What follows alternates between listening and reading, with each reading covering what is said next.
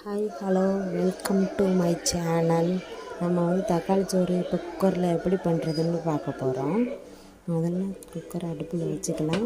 வச்சுட்டு கொஞ்சமாக எண்ணெய், தேவையான அளவு எண்ணெய் ஊற்றிக்கலாம். இப்போது எண்ணெய் சூடாகட்டும். எண்ணெய் சூடானது கொஞ்சம் பட்டை, லவங்கம் இது எல்லாமே ஒன்றா போட்டுக்கலாம். இப்போ கொஞ்சம் மிளகாய் போட்டுக்கலாம். அப்படியே கொஞ்சம் வெங்காயம் போட்டுக்கலாம்.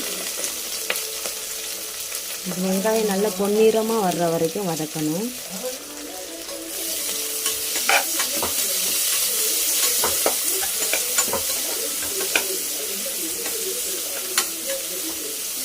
நல்லா பொன்னிறமாக வதக்கணும்.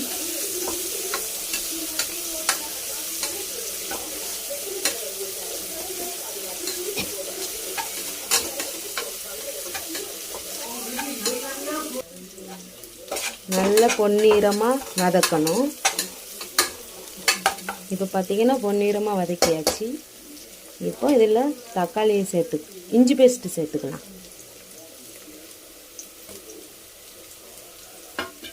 இப்போது இஞ்சி பேஸ்ட்டு சேர்த்தோம்னா நல்லா வதக்கிக்கலாம்.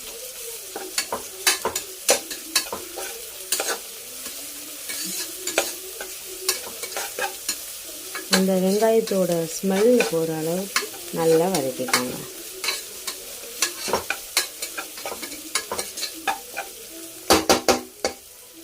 இப்போ இது கூட தக்காளி சேர்த்துக்கலாமா.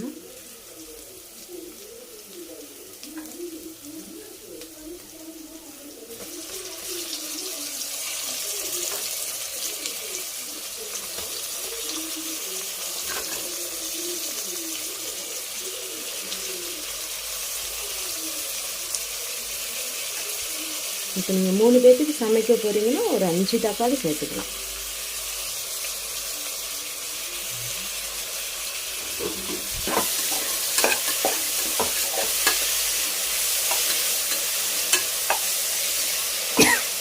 நல்லா வதக்கிக்கோங்க. தக்காளி நல்லா வதங்கட்டுமா.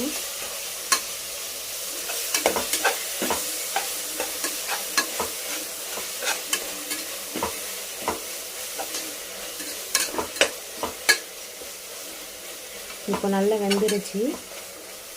இப்போ இதில் மல்லி செடியும் புதினாவும் போட்டுக்கணும்.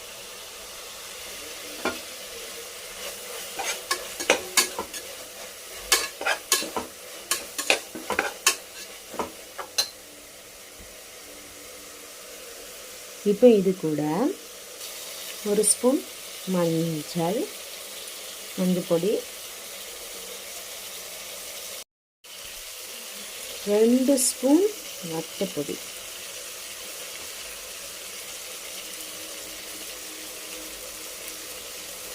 போட்டு நல்லா வதக்கிக்கலாம்.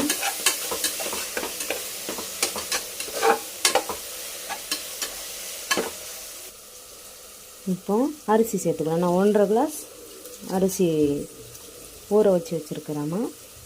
1.5 கிளாஸ் அரிசி சேர்த்துக்கலாம். உங்களுக்கு போதுமான அளவு அரிசி வச்சுக்கோங்க.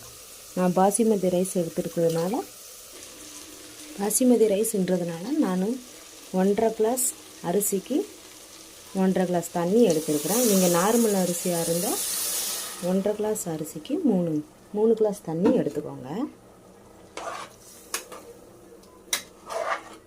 1/2 பங்கு வச்சுக்கணும். இப்போ இது கொதிக்கட்டும்.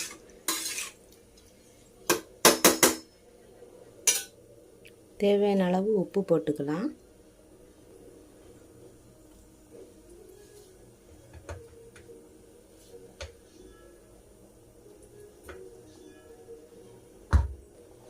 இப்போ கொதிக்க ஆரம்பிச்சிருச்சு லைட்டாக. இப்போ குக்கரை மூடி போட்டு வெயிட் போட்டுடலாம். விசில் போட்டு வச்சிடலாம். வெயிட் போட்டு வச்சாச்சுமா. இது இப்போ 2 விசில் அடிக்கட்டும். நார்மல் அரிசியாக இருந்துச்சுன்னா நீங்கள் 3 விசில் அடிக்கிற அளவுக்கு வைங்க. 2 விசில் அடிச்சிருச்சு. இப்போ திறந்து பார்க்கலாம்.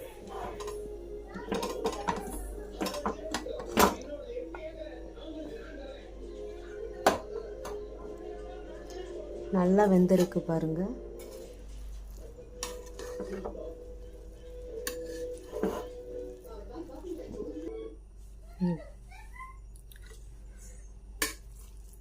நல்லா வெந்துருச்சு பாருங்கள். இப்போ இதை நம்ம சாப்பிட பரிமாறலாம். இப்போ சுவையான தக்காளி சாதம் ரெடி ஆகிடுச்சு. இது கூட நம்ம வெங்காயம் வச்சு சாப்பிட்டுக்கலாம். பாய்.